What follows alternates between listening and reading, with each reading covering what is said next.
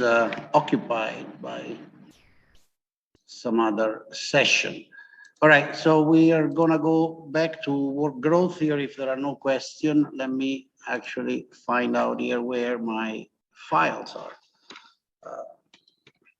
Procedure is less than obvious. All right, here, yes, oof. Madonna.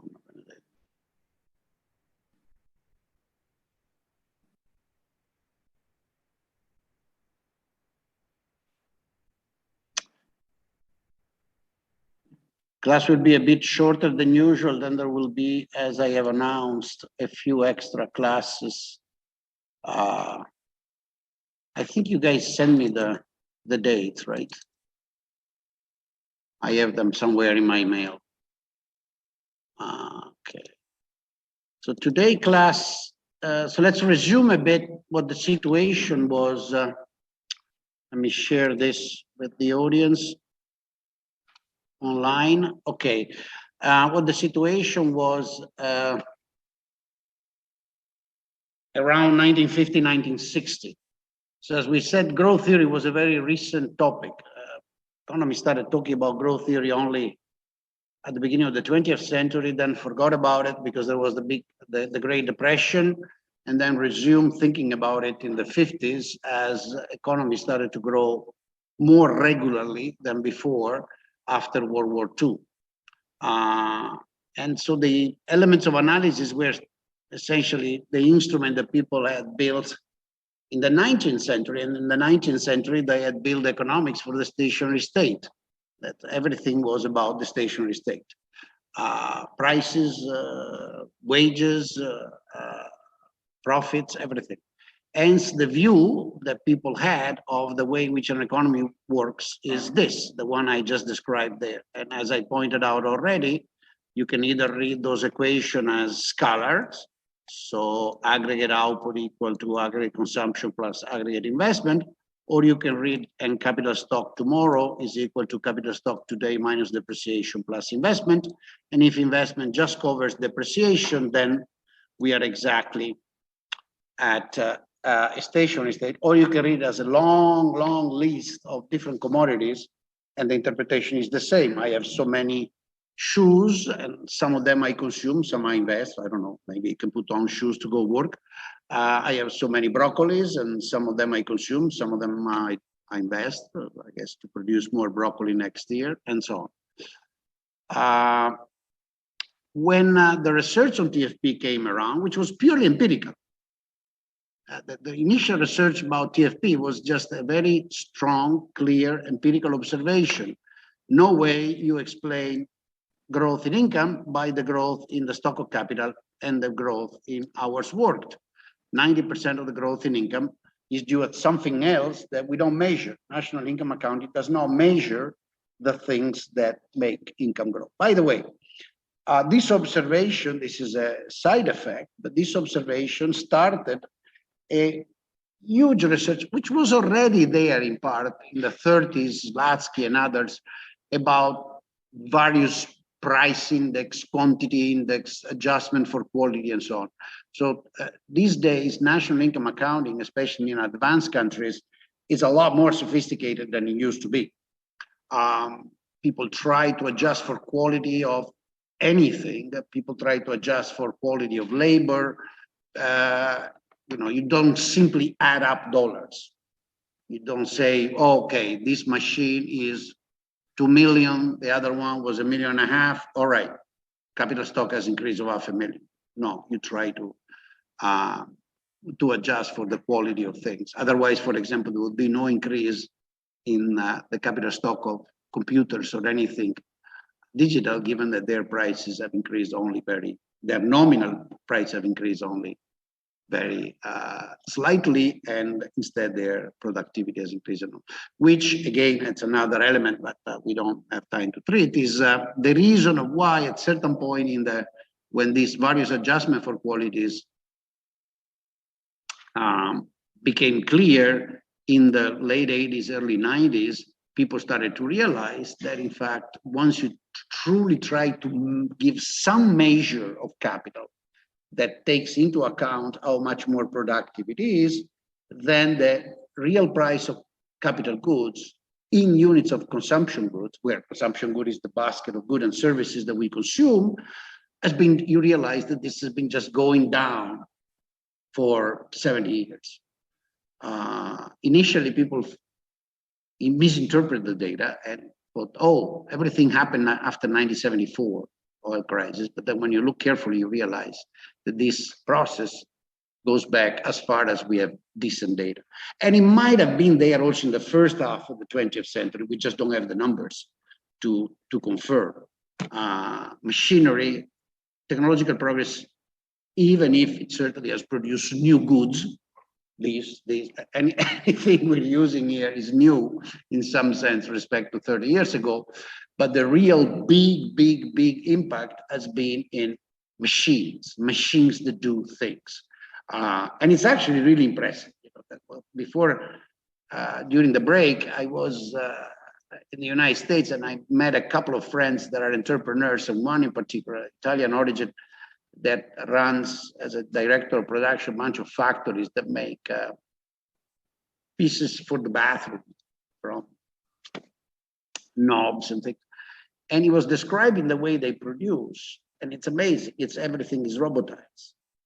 They produce hundreds of millions of value added with a few workers that are fairly highly specialized, know how to use the robotized machinery, and that's it. And he says, the factory is very safe. It used to be a factory when he started work. The guy's about a little bit younger than me. So when I started working in a famous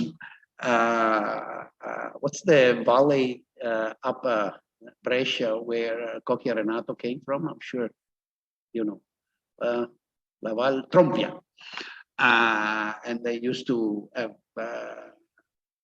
metallurgical artisan that would make this part. It was all handmade, very, in some sense, risky, and certainly lots of fatigue, a lot of exposure to pollutants and heat and so on. Now it's as safe as being a medical doctor. You have very little contact with anything dangerous, or you essentially push buttons and lever and set up things, and you have an enormous productivity with respect to people that were doing that job 40 years ago. So that's where the big changes has been, and probably will be. In any case, point is that once we realized that it was TFP, we also realized that TFP was not measurable, and we were not measuring, and this focused the attention for a bit on trying to understand technological progress, but for whatever reason, people gave away. And again, as an history of economics, if you read the literature of the 60s, there is quite a bit of literature on technological progress, but it's all about functional forms. I mentioned already in the previous class, right? Neutral, labor augmenting, capital augmenting, the Kennedy von Weizsäcker frontier of production. There is a lot of formulas, but they're all formulas to fit this residual that you measure. So there is really no research that says, okay, let's think about actual innovation. What kind of thing economics can say? Obviously, we cannot say anything about why some brilliant guy in California by the name of Steve Jobs said, well, let me do small computers this way, right? Nor we can say, ciao, we started earlier today because we finished earlier. Or why Mr. The one I can't stand, Mr. Musk, decided, let me put a computer on wheels and call it electric cars and take a big bet that this is the future. Each one of them has an engineering explanation. Each one of them has a bit of a creative explanation.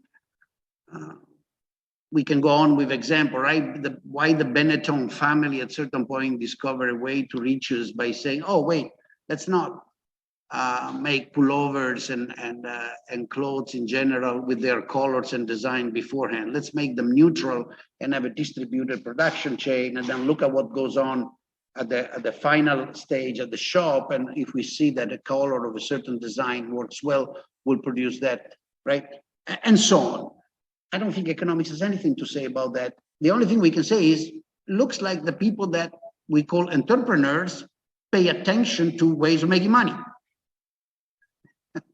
And they try to figure them out. And they are the strangest ones sometimes and the most unexpected. And obviously, entrepreneurs don't make miracles. They do what technology allows them to do. And there is this interaction between the entrepreneur, the workers, the creator that wants to make money, be creative, do something different. And whoever has technical capabilities that gets told, can you help me on that line? I'll pay you that much. And people give it a try. That's the way it works. I don't think economics can say much more than that. There is a whole strand of literature which I do not treat because I think it's mostly lyrical and poetical, and it's called Austrian economics. There is a whole strand of Austrian economics that says, takes a piece of Schumpeter. I don't know if you have followed my advice to try to read Schumpeter. If you have not, blame you. You should. So there is a part of the Schumpeter writings which insist on the creative role of the entrepreneur. If you read it carefully, what he's trying to say is, I can't make it into a model. The only thing I can do about this is to recognize this. There are very large numbers of them. They seek mostly profits and they work within certain boundaries. So in some sense, I need to treat them statistically. Entrepreneurs are like a variety of random variables with certain common characteristics. The only thing I can talk about is I talk about their property as a statistical population. If I try to guess and separate one from the other, I end up doing the Buddenbrook, if you want, or some interesting novel about entrepreneurs, but I don't do economics. That's what he says. There is a line of thought that has turned this into the focus and built a lyrical thing about the role of the entrepreneurs, the Prometheus, the creator, the genius, the revolutionary. I don't know. Yeah, sure. Some entrepreneurs have been extremely creative, other less. Some have been very nasty. Some have been a bunch of son of bitches. You know, Mr. Rockefeller was not a nice guy, nor particularly creative. The Krupp were a bunch of bastards, cooperated with them. I mean, you can tell all the stories you want. You can pick the entrepreneur you like, or you can pick the entrepreneur you dislike, and you can make them into monsters or into saints. Mr. Crucianelli, if I recall the name right, which makes very expensive wool clothes. Is that the name? Yeah, the guy in Umbria, Brucianelli. Don't know how si chiama. Whatever. There is a famous guy that makes very expensive sweaters made of, what's the name of that? Cashmere, that sells at 1,000, 2,000, 3,000. And he's also very generous with his money in the cities where he's present, Gubbio and so on. Sure, you can make it into a saint, doesn't matter. The point is that it's little to do with economics per se. There's no, other than recognizing that the entrepreneur is a human being that has certain abilities and find themselves in certain circumstances and pursue profits by trying to exploit whatever technological abilities there are or creating new ones when he or she has the ability of creating new ones. Okay. The question is, what do we do with that? How do we incorporate that into an analysis of the growth process? And it seems to me that you will, please. Against, no, as I said, there is an Austrian, so-called Austrian literature. They call themselves Austrian because Schumpeter was Austrian and von Mises was Austrian. So they believe or they claim to be the followers of these economists that talk a lot about the entrepreneurial function. I mean, the most rational that at least has tried to describe what they do is William Bowml, now an old man. I don't remember if he's still alive. If he's still alive, he's certainly very old. Initial contribution to economics is the so-called Bowml-Tobin, because they independently, him and Jim Tobin, developed a little, very useful model of demand for cash. Nothing to do with entrepreneur. It was like, how do I model the fact that I got a checking account basically, and I withdraw some cash, and then I leave some on the checking account to earn an interest. That was the question. It's a useful model for a long time. It was a very useful practical model, very usable to try to predict demand for cash from the public. So William Bowml started out with that in the 50s. In the most recent time, he's also, actually William Bowml is a very smart person, contributed a lot. One of his best contributions was to point out what is now known as the Bowml Effect, which has to do with technological progress. Bowml is B-A-U-M-O-L. And according to him, the story is very interesting. He's fairly well off, married to a fairly well off lady, lives in New York, and his wife was involved with the Metropolitan Opera, trying to support Metropolitan Opera with funding and raising money. And the lady was complaining in the 60s, says, I know we're trying our best, but the cost of producing opera goes up and up. It costs always more respect to the rest. How is that? Why is that possible that the price of opera goes up, the cost of opera goes up, and the price of cars doesn't go up as quickly? And Bowml thought a bit about it and came out with this idea, which is very revealing. In fact, it has to do with technological progress. It says, well, it's very hard to have technological progress in live opera. You can have technological progress in making shirts, right? But an opera is an opera. You have to put it on stage. If you don't cut it, it lasts a certain amount of time, and it always requires the same number of people on stage. You cannot save on labor. It's quite clear that most technological progress is labor saving, especially expensive labor. Well, tenores and sopranos and the first violin and second violin are very expensive, but you can't play an opera without the first violin or the tenore, right? And you can't do anything with that. And the theater is the theater, and you cannot pack the theater with 100 million people so that you sell at a lower price, because you can do that with CDs and so on. In fact, music has become a lot cheaper. And he said, therefore, all the jobs where technological progress cannot be applied, that requires some form of uniqueness, that kind of invariant progress, will always cost more. Technological progress will make it cheaper to do certain things, and therefore, in relative terms, will make much more expensive other things. It's a fact. In partly, it explains why education, higher education in particular, has become much more expensive. Okay, so Bill Bowml is. So if you're interested about someone that talks and writes you stories about the entrepreneur and its creativity and so on, and doesn't end up writing a novel, I think William Bowml is recommended. Okay, there are others, but I guess he is probably the most reliable. So that's one view. It's not my view right now. I'm just describing what happens. The other view has been, well, let's ignore that and write formulas. It's what you have there. TFP, exogenous TFP, balance growth. A third view, which was quite clear in the 60s and early 70s among growth theorists, but completely unknown to the great public, even of economists, was the view of the growth theorists, the mathematically advanced growth theorists. The one that obviously I put first is Lionel Mackenzie because he was my advisor, but many others, Morishima, Radner, Takayama,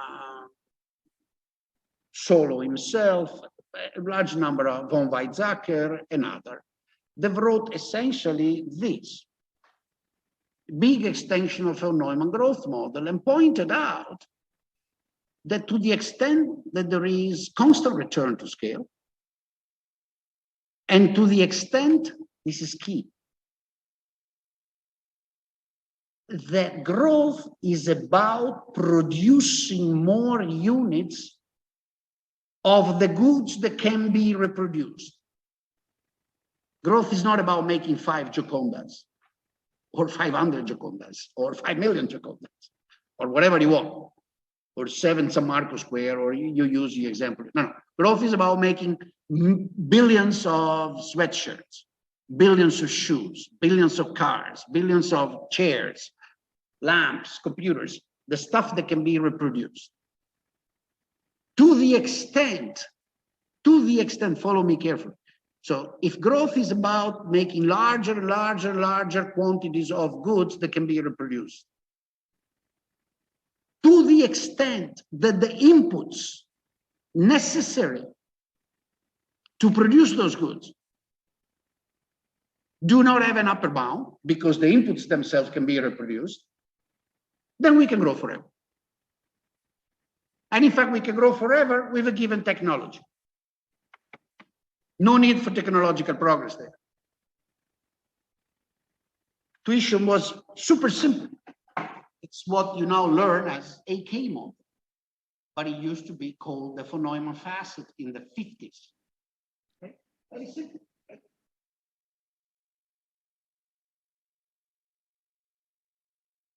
If I can go, if this amount of input produces that amount of output, and this slope is larger than 1,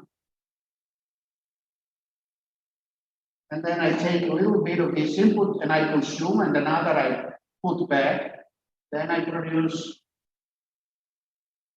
more. I do the same. More. And I grow at a constant rate. The key aspect there is that the reproducible input can be reproduced. That it's not fixed by some natural or technological bound. Now, is that a theory of growth? It's a theory of growth. Does it represent what we see in reality? In part, for a while. As long as you don't change technology, and you have found a very good one, that's pretty much what happens. I mean, for a long period, we produced steel, more and more steel, and all the things that you can do with steel, car and ships and stuff, but depends how you can be imprecise, by roughly using the same technologies over the 40s, 50s, and 60s, just increasing the plants. Right? So it's a partial story, but it certainly shows a story. Be careful here, what I'm saying. It's a story. It's a coherent story. It's there.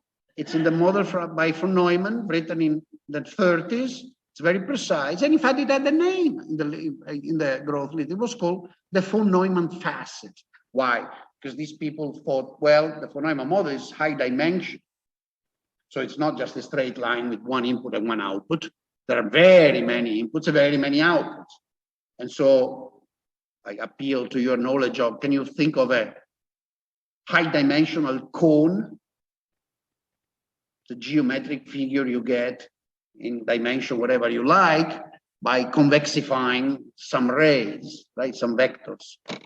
And obviously you could prove that if that describes the technology, a given technology, there's no technological change here. The technology is given. It's just 72 million activities, or 720 million, or 76,000 billions, whatever name you like, name a number you like, okay? You just convexify it, and you get this huge cone that describes all your production possibilities. Then it's obvious that some of those activities will be inefficient. In fact, most of them will be. Most of them will waste resources. And there will be some that are more efficient. And obviously they will be on the external frontier, one of the external side of the frontier of this cone. We'll call that the facet. And then you can prove that under a condition of efficiency, the economy will grow forever along the facet. This started a big literature, but it was a very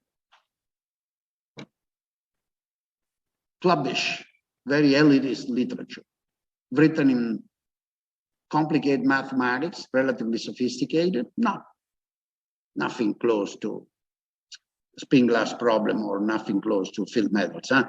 So it was good mathematics, but it was not frontier mathematics. But it was mathematics that most economists did not know, let alone historians and so on. Okay, if you want to have a good representation, Lionel Mackenzie has a nice summary of it in the Handbook of Mathematical Economics, the very initial ones. It was published in 1979. The first edition was written in 1978, 77. So it's very outdated. And it tells you what those people had found back then. And so for those people, growth in this sense was so obvious that, quite interestingly, they were asking themselves a very different question. So follow me. So it was so obvious that you could grow along a von Neumann facet with a fixed technology. And they also thought, good, this is an interesting description of stable growth or balanced growth under constant technology. But A, it's easy, and it doesn't really help a lot to understand why, say, Japan is developing. Okay, Japan is not developing because it accumulates at a given technology. It's changing technology. That's not our concern. So in fact, these people said, at certain point, the game became find the weakest set of assumption. Imagine how funny it is. The weakest set of assumption under which an economy like that does not have growth. The question was find assumption under which it doesn't have growth because it tends to have growth. But that's too easy, and I want to study a more complex problem. I want to study if that economy is actually dynamically stable. Meaning, if I give that economy an arbitrary initial condition, where an arbitrary initial condition means any configuration of inputs, any endowment, initial endowment, and then this economy follows the optimal path. Will they all go to the same direction? Will there be convergence or not? That turned out to be, at least from the point of view of theory, a much more difficult problem than this. In fact, it's a problem that, as this is my little contribution, lasting contribution to economic theory, does not have a solution. Because in fact, in that class of models, any dynamics can be obtained.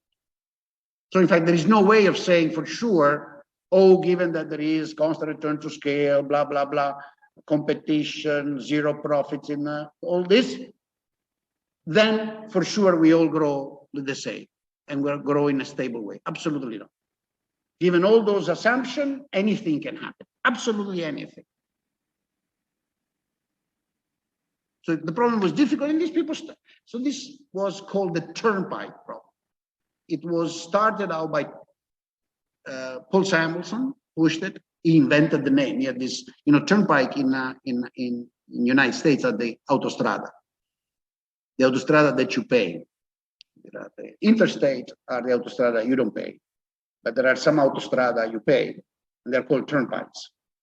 So if you go to Kansas, in the middle of nowhere, you find the Kansas Turnpike. If you go to Massachusetts, you find the Massachusetts Turnpike.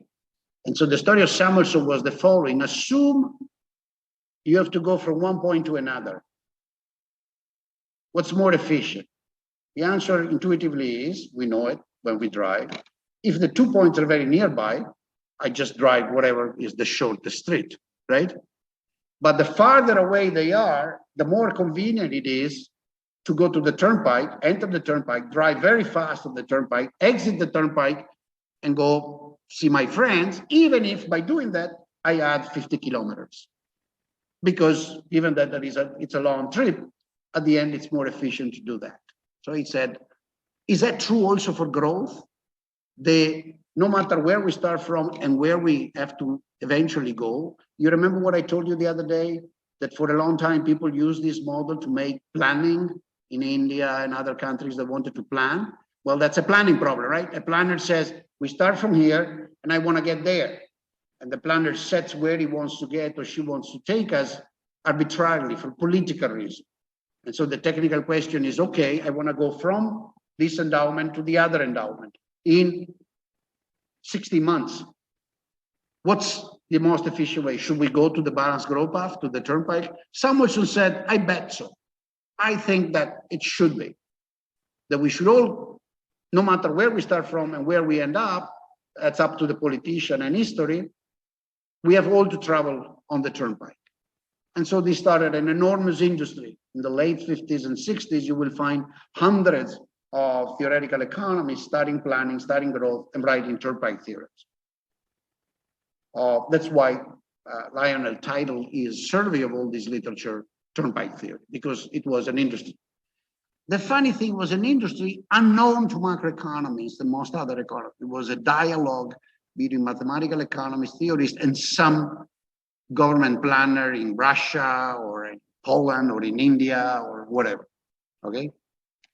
It's the sociology of the profession. What is that they proved? They proved that, yes, basically, if you're very patient, you go to the turnpike. If the planner is patient, meaning it discounts the future very little, the argument, the theorem will always limit argument. Given a certain economy, with certain characteristic, with certain objectives, there always exists a time discount small enough that in the long run, it's convenient to go to the balanced growth path, to the turnpike, to the von Neumann phase. Okay? The best theorems by this are by Jose Schenkman, 1976, Brock and Schenkman also. There are different types, okay? There is also one by Luigi Montrucchi and myself also, some years later. But they're very technical. They're not very interesting, frankly. They you know, profession sometimes is like a circus. If you want to be admitted to the circus, even if your job is simple, you have to show that you can walk on a rope and fumble the balls and stick something up your butt and don't fall down. Well, that's what we did. We showed we could fumble the balls. Okay, they're not, I mean, they're nice theoretical results, but I'm not trying to tell you that you should read them. The classical stuff on turnpike is more interesting, but the intuition was that. And then we actually proved also the opposite. We said, look, but on the other hand, if you're not too patient, if you're only a little bit impatient, then anything goes. And that was that. But this was an unknown literature. And so interestingly, in those years, something started out in the middle 80s. And it was something that still goes on. It's called the New Growth Theory. The place where it started was Chicago, and the guy that started it was actually Bob Lucas. Bob Lucas was invited to give a lecture at Cambridge and decided to talk about something he didn't know, but that interested him passionately, which was economic development. You should read, there is a famous paper by Lucas. It's published in 88, but originally it was written between 84 and 85. And it's called On the Mechanics of Economic Development. It's a very interesting paper because it's intellectually very brave, but I have to say very honestly, and the author knows because I've told him all along from the day one I met him and he hired me in Chicago, that it's all wrong. It's dramatically wrong in the following sense. It starts from a correct observation at the time, which if you read it now, you go, oh my God. Because it says some countries seem to be growing all the time and some other never grow, like India or China. And you go, huh? Or Brazil. There are all these poor countries that don't grow. And there are other countries that grow. And then there's a bunch of countries that converged. And he says, we can't explain that with growth theory.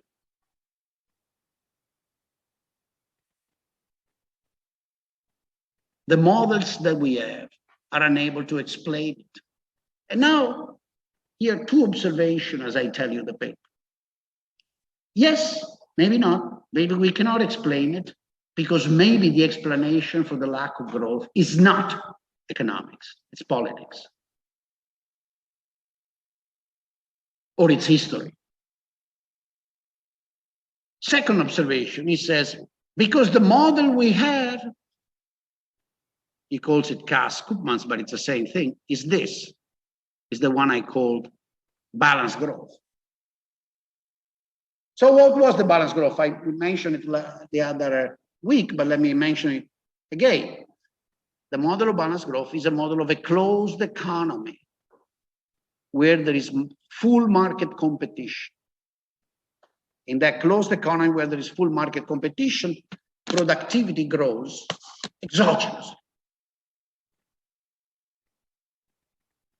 magically. The only thing the humans being do is to accumulate a stock of capital in case they start with less than the steady state stock of capital, or decumulate it if they start too rich, they have too much capital. The predecessors saved too much. So they say, I don't need all this capital, let me consume a bit. Well, that's, as we said, it's a Mickey Mouse version of growth. David Cass, true, had proved that one of the first turnpike theorem used that model. But David Cass was a theorist that was trying to prove a turnpike model theory, turnpike theorem starting from the simple case. Other turnpike theorists after that had tried to prove the same result from a much more complex model. And models that admitted dynamics very different from convergent to the steady state. Remember how it works, right? Because growth per se is exogenous, you just throw it away. You divide everything by exp gamma t, there's no longer growth. Everything is stationary. And then the issue becomes simply, do I converge to a certain capital labor ratio, output capital ratio, investment, or not? Now, in one dimension, this has a very simple solution. In fact, in one dimension, if I had time, maybe when we meet for the extra classes, if you're interested, I'll show you. The proof of this is so simple that even you can give it, because it's geometrical. The proof of this is so simple now that we understood. I mean, when David was a genius and a great friend, so I love the guy. He's dead, unfortunately. When David had to prove it in the 60s, we didn't know how to do it. So his proof is elaborate. You'll find it on the Review of Economic Studies if you're interested, okay? Chial and Koopmans, that did get a Nobel Prize for Growth Theory, also proved it more or less simultaneously, but David's proof is more beautiful. Chial and Koopmans is a good proof. 20 years later, 25 years later, some of us realized that there was a very simple way of proving it using basic consumer theory and indifference curves and the budget constraint and normality, because we realized that it's the same as proving that if a good is normal and you increase income, then you consume more of that good. If prices don't change, you know that, right? You see, there you go. It's the same thing. So to prove that there is convergence to the steady state in a world, in a model with one good, aggregate production function, and so on, is as simple as proving that the demand for normal goods go up when income goes up and prices remain constant. Not too difficult, right? You remember? Huh? Yeah? I call you to the blackboard, you'll do it? Just kidding. No, we don't have time to do this today. Okay, but that's the point. So fine, so Cass had set up that model, but it was not even remotely the best model. No growth theorists would have ever thought that we have to go out and study the growth of Brazil or Mexico or Italy or France or Germany using a model like that.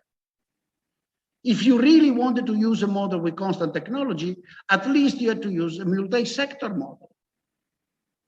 And multi-sector model, even before the results that Luigi and I produced in those years, we already knew the multi-sector model could have very complicated dynamics. And there was no reason to expect that they all predicted that no matter where you start, you go to stationary state. But Bob decided to go that way. Lucas decided to go that way. He says, oh, look, these growth models are stupid because they suggest that we should all grow the same. And instead, these countries are not growing. So what could be the reason? The way he suggested was, oh, because there are externalities. Now, I don't have the time to do a full lecture on externalities, but let me make you think about, for a moment. External effects are everywhere. In fact, the most important external effect is so unavoidable that it's everywhere. It's called imitation. Human beings look at each other. Everywhere. Always. In anything. Sport, dressing, talking, working, everything. Right? We look at each other. And if we think that somebody else is doing something better than us, and we care about that something, we imitate. Going to school, in some sense, is 70% imitation, right? No. Everything. I can't imagine a single instance of our life in which we don't imitate whatever we think is worth imitating, which typically is that person is doing that thing better than me. Let me do it that way. So imitation is also the salt of economics. Okay, so that's an externality. So why is that externality in 1980 no longer working, say, in Italy, and it was working 10 years before when Italy was growing? Because it doesn't ask that question, but it should have. Also, or vice versa. Why is that externality working in Japan still, but not working in China or Brazil or India? Why that externality was not working at all in Ireland until 1985. And then it started working like crazy. Like from night to morning. Have you ever looked at the income of Ireland divided the income of Italy? You should. Go to Fred. Just look at it. Just divide one by the other. You will see that it goes like this. It goes down until 1985, and then it goes up. Suddenly. So what happened? They open up the externality gate. You can go on, example after example after example. At some point, somebody called Paul Romer came in and said, oh, it's the externality, and it's because the models we use cannot capture the externality. In fact, the models we use cannot even have growth.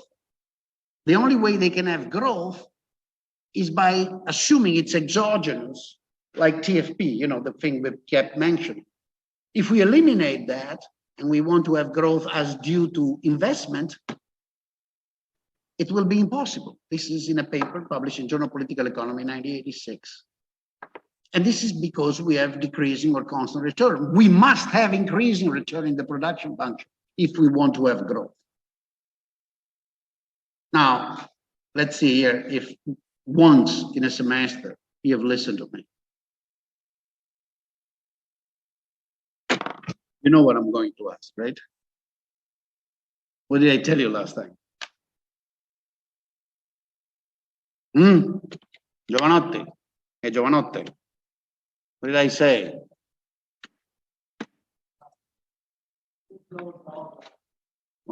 Good boy. So, did you read it? What?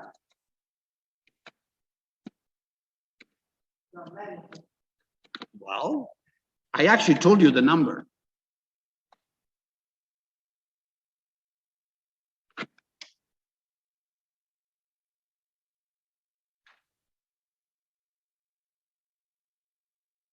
Nope. No, that's Prescott.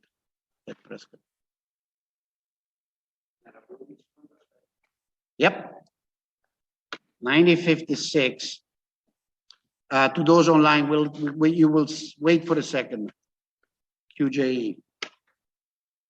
Was it the QJ? Here it is. No, Piketty. It's gotta be this.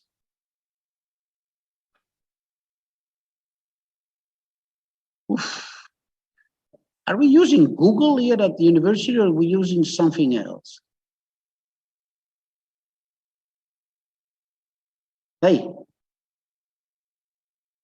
Oh, Madonna benedetta, roba che non funziona, sto cazzo. Huh? What, excuse me?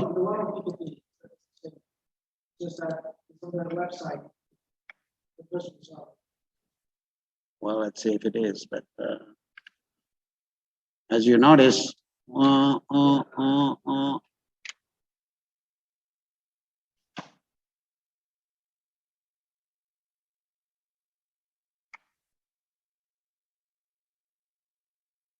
we don't have access. The university does not subscribe to the quarterly journal. Fantastic. I love it. See if Tomas has it.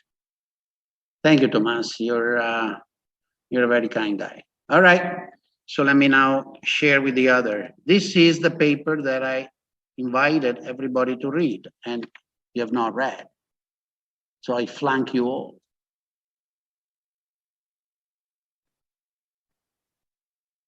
Okay. That's the paper. Let me teach you a bit of history of economics. See, Solo wrote this paper in 1956.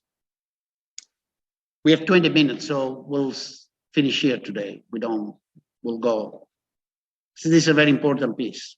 Because economics has a historical dimension that has to be kept in mind. And that's why it's important to read articles and books and don't pretend that you know them because somebody told you about. It's a bit like when people say, oh, I read it on the internet, that elephants fly, and you say, can you give me the paper? You got the data? And then you go check if the paper is about elephants that fly or it's actually about airplanes painted like elephants that fly. You know, some people get confused. So never believe somebody told you, oh, this and this, I read it. If it is something you already know being true, good. But if it is really new, check it out. Your friend may be confused. They often are. Slides are not enough. Anything I told you in class, you should check if Boldrin lied. Or just got confused. I gave you references, go check. I said that such and such said such a thing, take a look. Says, okay, those you're interested in. I said a lot of things you don't care. You don't have to check those. You know, a professor in class is like a faucet. Water comes out.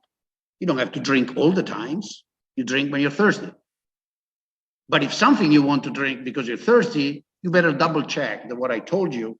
My point is that I'm a pointer. I'm pointing. I'm saying there is something here that is interesting. And I think the implication of that being interesting is such and such a thing. Now make it yours. Go check it out. You have a guideline after all. That's the difference between the self-taught and the guy that goes to school and uses the professor properly. You don't just accept what I say. You use it as a pointer, as a suggestion. Okay? So Solo writes this paper in 1955-56. And what's the point of the debate there? Solo has always been very interested in policy debate. The debate at the time is the following. Remember, this is right after the war. And the war came after the Great Depression. And what happened during the Great Depression? The market system went banana, upside down, belly up, disaster. Everywhere. Big in the United States, but also France and Germany and England and Australia and Japan, everywhere. Bigger or smaller, they all got hurt. And they got hurt for a while. And then apparently, those of them that fixed the economy first did it because the government came in and said, I'm in charge. Dictatorship. Italy first, then Germany, Japan, the Russian. Remember, in the 50s, everybody thinks that USSR is an industrial powerhouse, that they're growing, the Stalin is functioning. Okay? And so what's the way people look at reality, it's through this Harrod-Domer model, which you should study. It's a stupid model, very honestly. As a model of growth, is as stupid as it gets, and then a bit more, okay? It's like Bagnai wrote it. One night he was really frustrated. He said, let me write something more stupid than what I write on my blog. I write the Harrod-Domer model, because the Harrod-Domer model says, oh, here is the economy. The economy forever has one technology, the aggregate technology, and it's fixed coefficient. Fantastic. Imagine, the whole aggregate economy is just one input-output. And you have to have, in the aggregate economy, no matter what, this ratio of capital to this ratio of workers. Okay, that's it. There's nothing else. And you can grow. You grow along this particular array in which the ratio is 300 machines every 57 workers. That's it. Or let's do the opposite, 57 machines every 300 workers. Okay? That's what Harrod-Domer says. But, they say, workers grow for demographic reasons. So they go back to Malthus, basically. There's no labor supply, there is no education, there is no decision of women to work or not work. There is no decision by you to work more hours, fewer hours. There's no decision to take more years schooling, fewer years schooling, retire. No.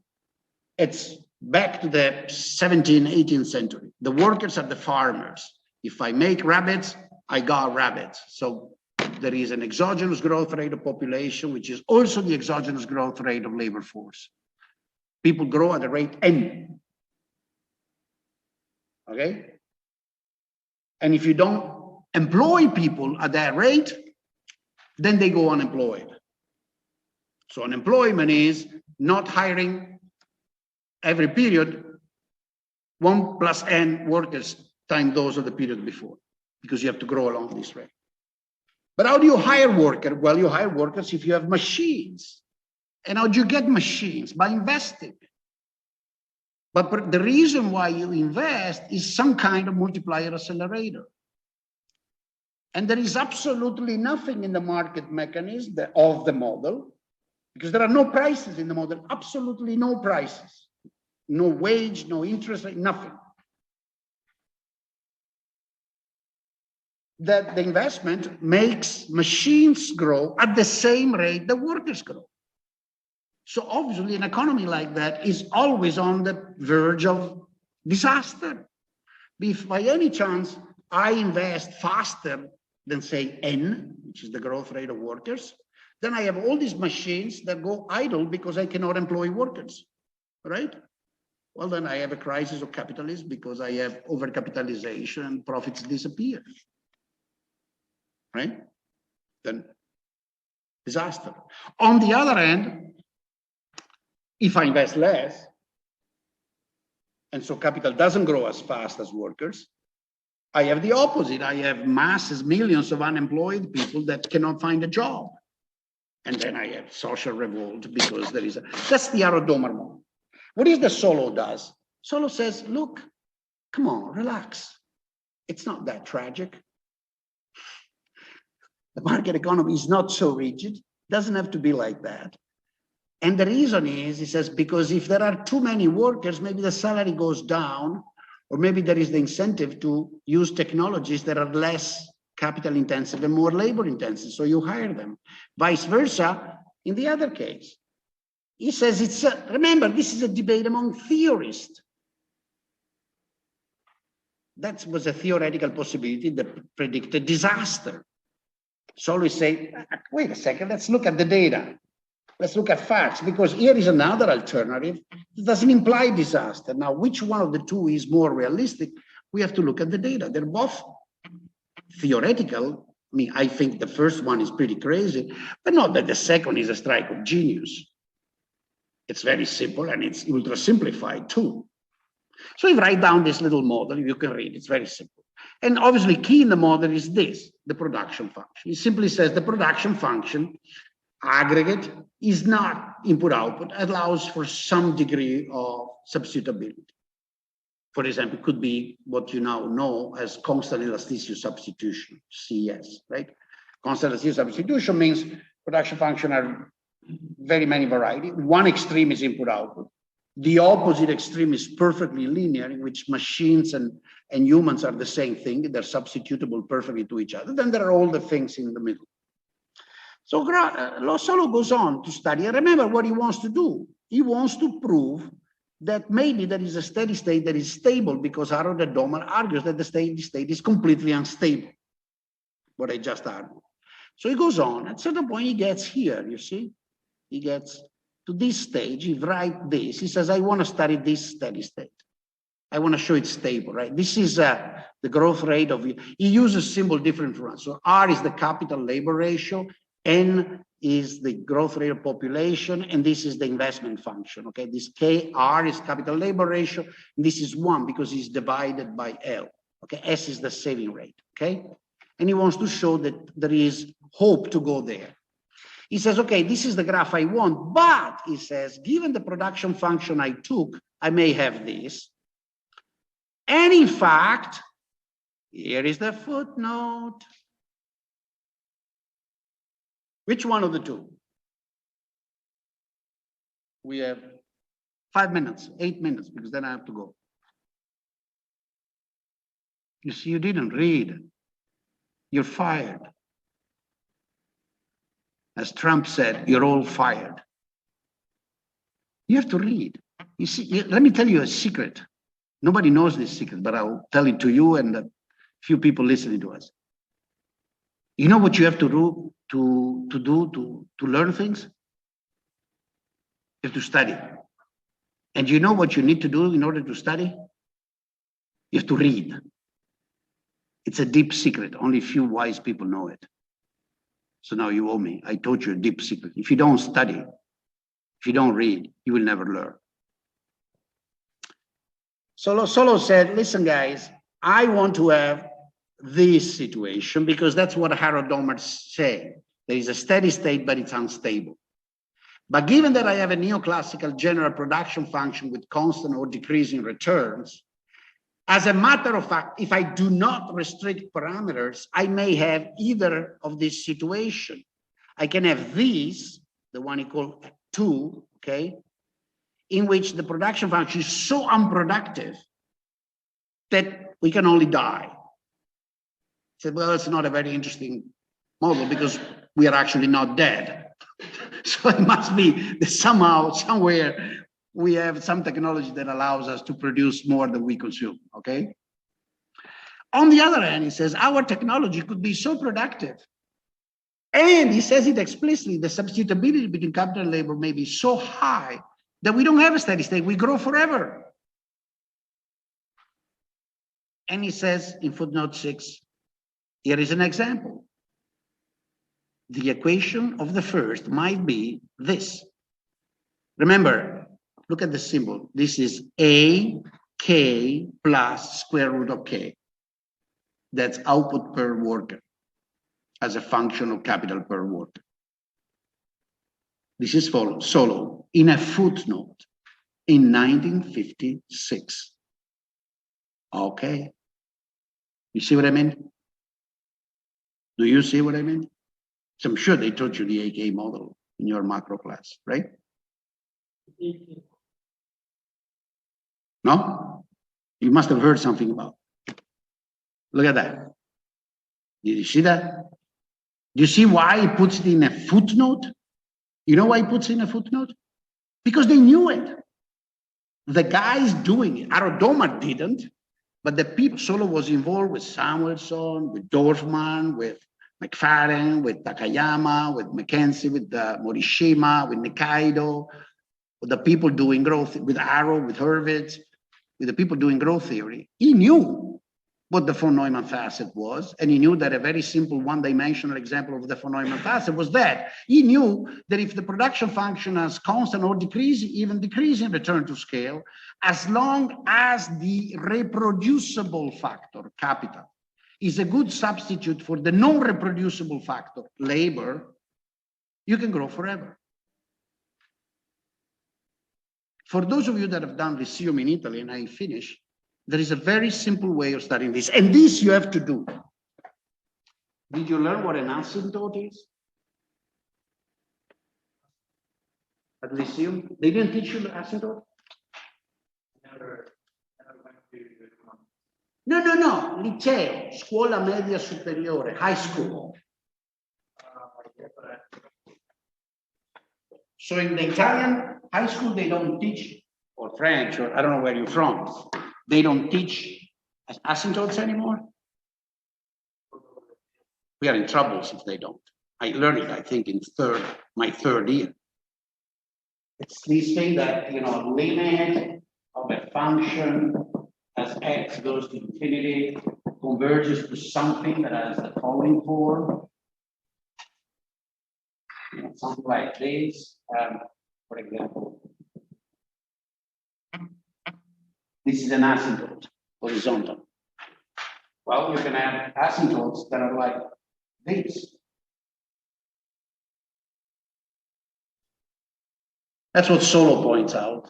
Well, he reminds people we knew. It's elementary mathematics. You can have a concave function that asymptotes to a line from the origin with slope larger than 1. Right? So your concave function is output as a function of capital. Right? Output per worker as a function of capital per worker. And this has slope 3. Okay? Whatever, a number larger than 1, 8. And this is the concave function that has that as an asymptote. All you need is the limit x going to infinity of f prime of x equal whatever is this, 8. Right? Exercise. Also for those online. You find on Wikipedia what a CS production function is, constant elasticity of substitution. Find the parameter values for a constant elasticity of substitution production function such that this is true. That is, the constant elasticity of substitution production function of the form A multiplied, open parenthesis, K at the power rho plus parameter alpha, L at the power rho, close parenthesis, everything at the 1 over rho, set L equal 1, just normalize labor supply to 1, and find the values of A and rho for which the marginal productivity of capital remains larger than 1, no matter how much capital you have. That's what Solo is describing. So why is this relevant? It's relevant because per se, we knew how to grow forever. We just didn't think it was interesting. It has nothing to do with increasing, decreasing returns. It has to do with the fact that it's not an interesting story. We'll see next class why it's not an interesting story, but it's not an interesting story. See footnote 6. It's not an interesting story. Why is not an interesting story? Because it's a story that says technology is constant. We just keep accumulating. So if I take it literally, it's not an interesting theory of growth, right? It's a theory. Notice the two words. It's a theory. It could be that we grow because of that. It's if you want, the anti-Marx theory. Why? Marx thought that capital could not substitute labor, that eventually you always need the labor. That story is the opposite. In that story, there is no decrease in the rate of return on capital. The rate of return on capital remains always very high. It's bounded below by a number, and the number is high enough that you keep accumulating. But the Marx story was not very convincing, but this story is not very convincing either. Why? Well, because it doesn't look like the world is like that. So it's a good, nice theory of another planet, but it's not a theory that I can use on this planet, because on this planet, things go differently, right? That's a little, theories are good. All theories are good. You know, you can make up all the strange theories you want. If they're interesting, they're like movies. It's good to, I'm serious, I'm not joking. I had my own theories paper that were ridiculous as from a realistic point of view, but they were like fantascienza, all right? Then you have to, if you want to take it seriously to understand this planet, you have to take it and say, does the planet work like that? At least a little bit? And clearly not. Okay, so that's the trick. But we had the theory. Okay? All right. See you Thursday. Thank you. Ciao, ciao. Please read that paper. Be nice to